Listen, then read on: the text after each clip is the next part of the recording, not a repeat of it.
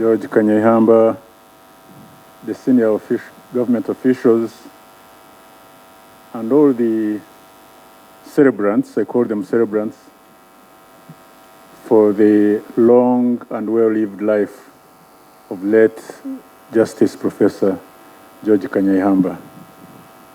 My name, as you heard, is Dr. Mbonye. I work at Nakasero Hospital. I was asked to talk about the medical problems that faced the late George that eventually ended up with his departure.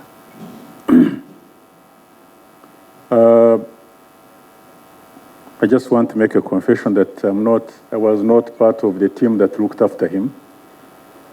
The team that looked after him simply selected me as their spokesman.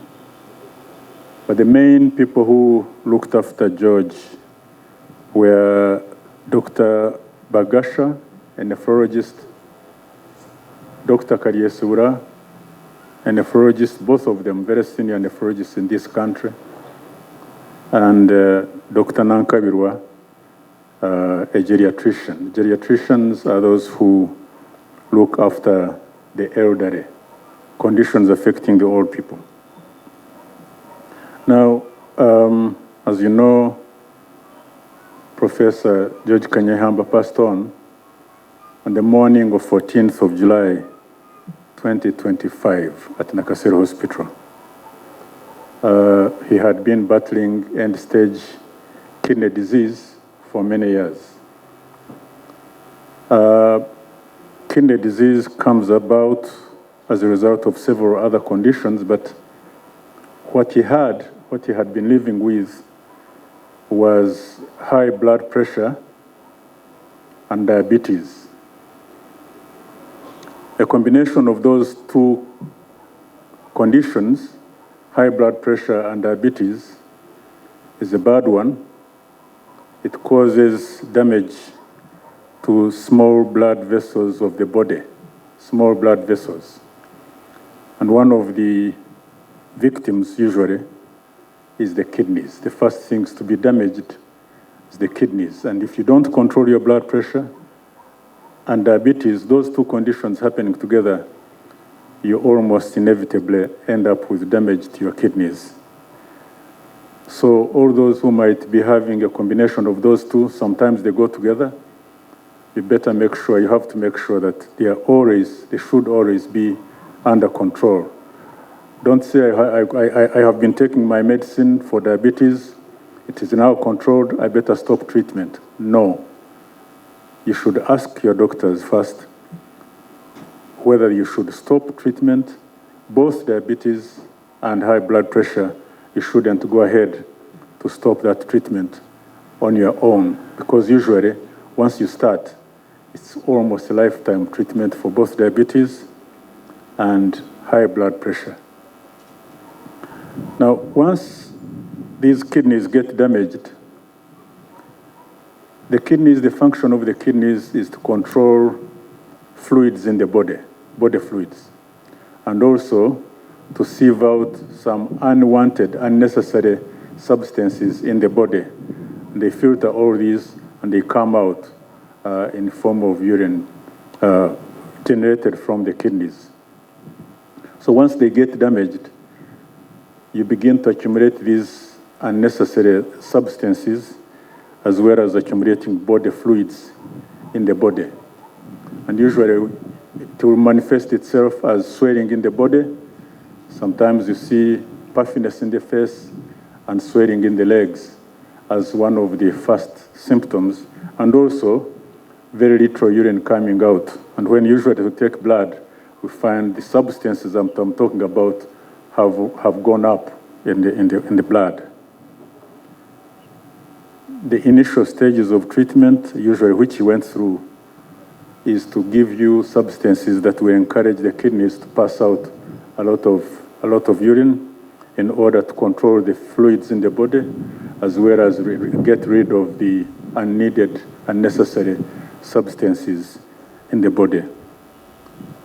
As time goes on, usually the kidneys continue to be damaged, and the medicines that we normally give to enable the kidneys to get rid of this, the water, the fluids in the body, as well as these substances, the kidneys begin to fail to cope with that role, and it becomes necessary to employ some other procedures. And that's when a procedure called dialysis comes in.